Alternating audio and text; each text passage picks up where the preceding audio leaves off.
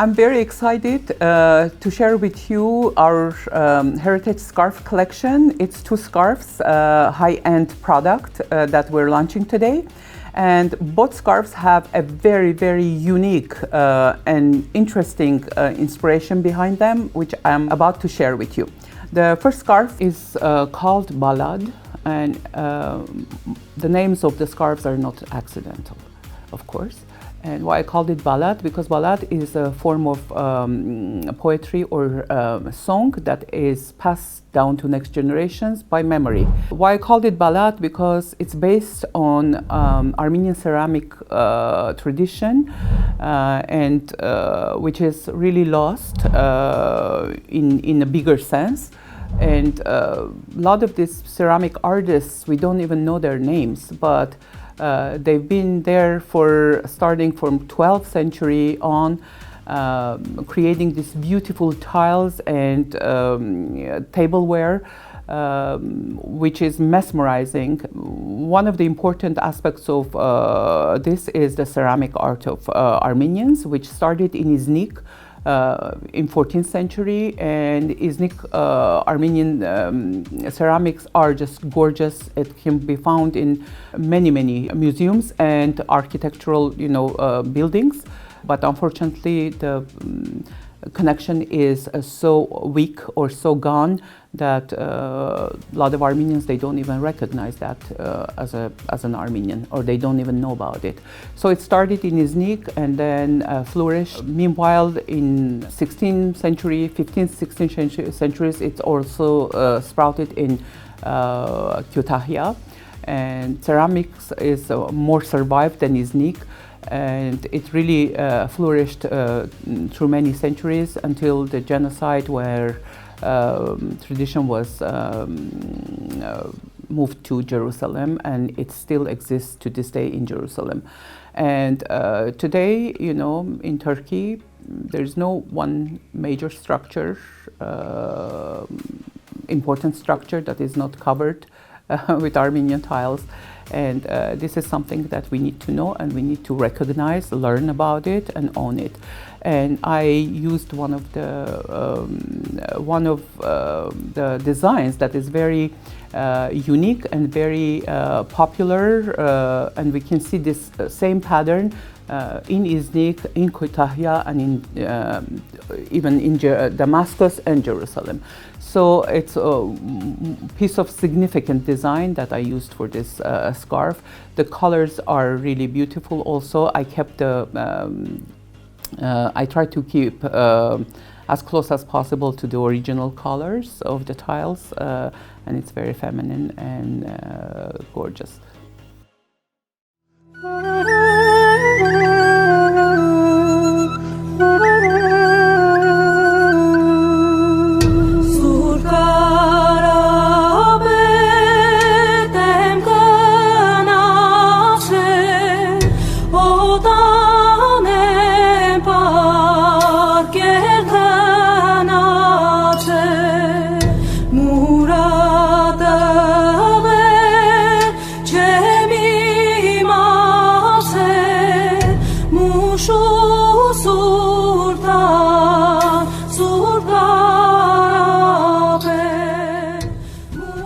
The second scarf is called Miraculous, and I called it Miraculous because it's based on the door design of the Miraculous Moshe Surp Karapet monastery. So first we have to cover what was Moshe Surp Karapet monastery for us, for Armenians. So we have to say that Moshe Surp Karapet was after Holy Echmiadzin, that was the second important spiritual and literacy center for Armenians, and not just for Armenians. And the place was famous for its miracles that happened in there. So we know that Saint John the Baptist's body was buried in the monastery by Saint Gregory the Illuminator. It was in the valley of Mush by the mountains, and the place was known for its numerous recorded miracles of all sorts. Wishes granted for youngs to get their beloved ones, to marry to their beloved ones. Women who couldn't bear children, they would bear children, and many sick people would get healed in there. And this is like well recorded history of Mëshosërb Karapet. So the place was known with its 7 names. First of all, it was Saint John the Baptist, and then Sërb Karapet. Karapet means the forerunner, referring to Saint John the Baptist. Mëshosërb Karapet, Muratatu or Murazatu, which means wish granter. Another name was Glakavang, and also it was called Chankli Kilisi by Kurds and Turks, because Chankli means bells, because Sërb Karapet was known for its magnificent bells. When bells were ringing, the whole region, whole valley was hearing the bells. There are 2 significant musical pieces that were composed, inspired by Mëshosërb Karapet. One is the Komitas Vartapet's Mëshoshoror, which is a very famous piece, again composed by inspired by the festivities and different songs and dances that Komitas Vartapet incorporated into his musical idea. Another one is Barsakh Kamachian's Nanor, which is basically description of the whole pilgrimage and the importance of it.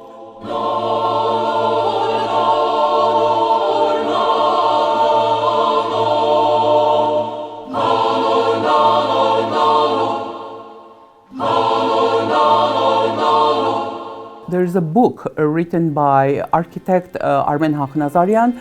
He wrote this book in 1998, I guess, and it's called The Odyssey of the Door. And years ago, maybe in, 1999 or 2000, I read this book very accidentally, and the book is basically about the survival of the main doors of Mëshosërb Karapet. So the story goes as Armen Hakhnazarian, who was educated and he was teaching in university in Germany. So he got a lot of friends, German friends. One of his German friends, husband and wife Richters, were living in Istanbul. And one day he gets a note from them that they are offered to buy a pair of doors, and they're asking his opinion, and by sending him a photograph. So he takes a look at the photograph and he identifies it to be Armenian because it has Armenian writing and the style of it, carving style is Armenian. He advises them to buy it, so they bought it for 5,000 marks. Problem was how to transport the doors outside Turkey, because Armen Hakhnazarian believed that this belongs to Armenian History Museum, where the other door, Mesho Arakelot's monastery's doors are in there, so it needs to be next to it. Shortly after that, after all this transportation happened, Mr. and Mrs. Richter got arrested in Istanbul, and Mr. Richter died in two days later of heart attack, and Mrs. Richter had to flee the country. So Mr. Hakhnazarian visits Mrs. Richter later years, and she tells him that she has to sell the doors because she's in need of money. In 1996, 20 years after the discovery of the doors were sold in Christie's auction house in England, in London, to a non-Armenian private collector from Canada.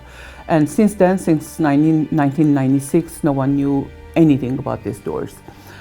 And my story connected with these doors is very personal and very dear to my heart, because a couple of years ago, when I was still living in New York with my family, the exhibition was organized, which was called Armenia. It was exhibiting our Christian heritage of 1,700 years. And I went to see the exhibition with my family, and I had no idea that these doors would be there. It was very unexpected for me. I entered the room, and from the distance I recognized it because I knew the story, and I've seen the pictures of the door in the book of Armen Nazarian.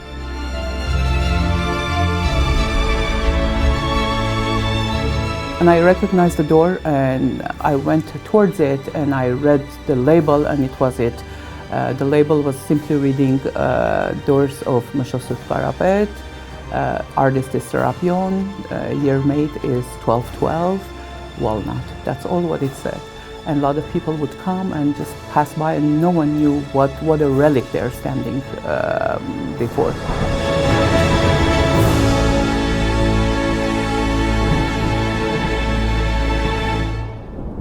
Knowing the story of the doors and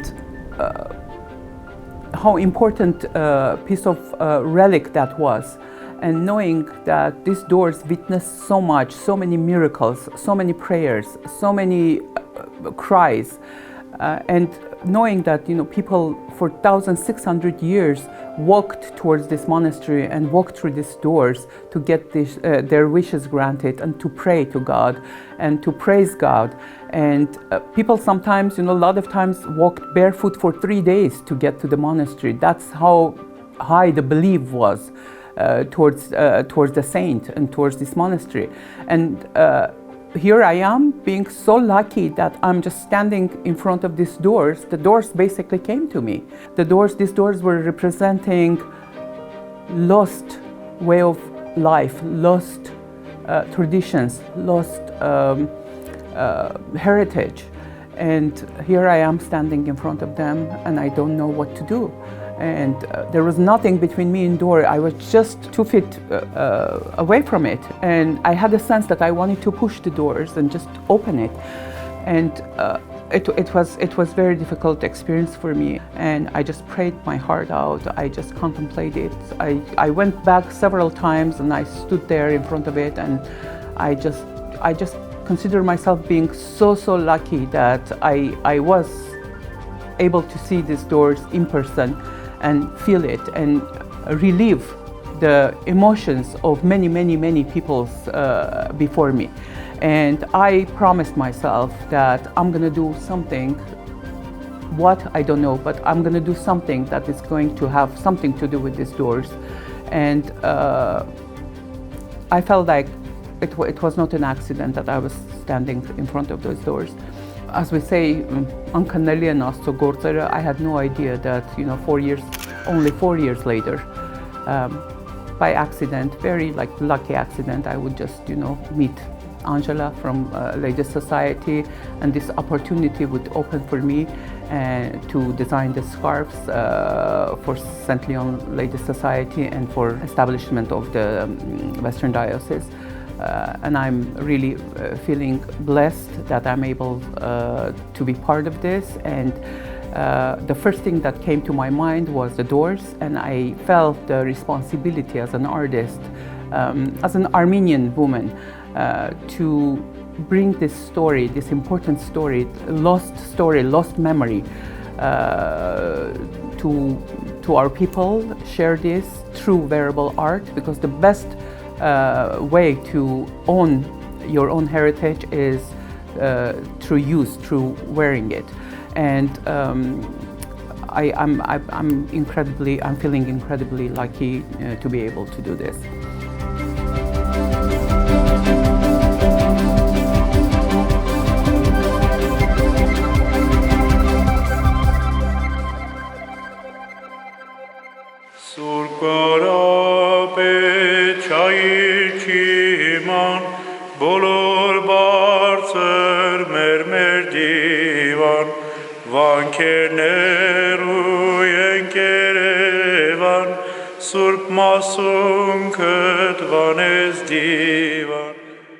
So as I said, it comes in a luxurious box in beautiful deep purple with gold embossing, with a logo, and it reads Heritage Collection. So it's hand printed silk charmeuse, And the size is 35 inches by 35. It's hand printed on silk, very high quality silk, medium weight, and the edges are hand finished. It's inspired by the door, and as you can see, the center part is, we call it vartyak, rosette.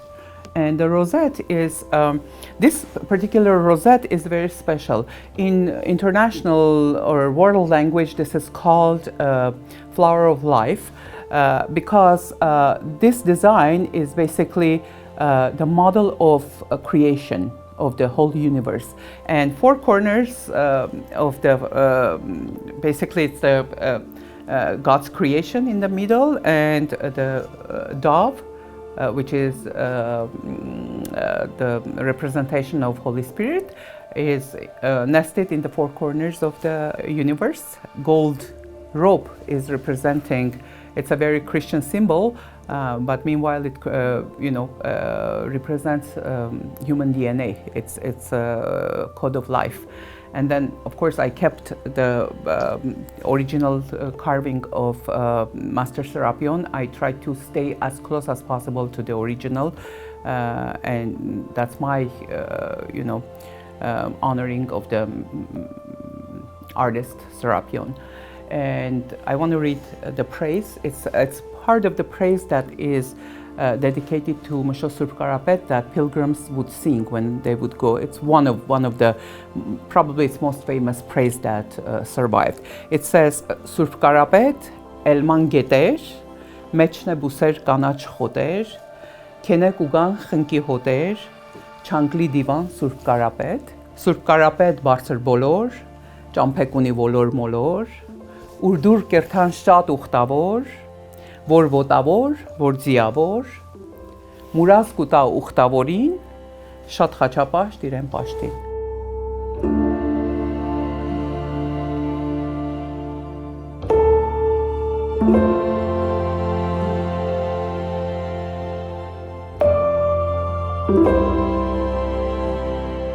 So here's the Balad, as I said, inspired from the tile work, the tradition of Armenian ceramic tiles. And it's very feminine. The colors are kept as the original tile. And as you can see, the design is repetitive design. That's the tile, and it repeats itself. It's 21 inches wide and 70 inches long. There are so many ways you can wrap this around your neck. And as I said, this is really high-end product. It's very soft to touch and to neck. And of course, the quality is superb with hand-finished edges all the way around.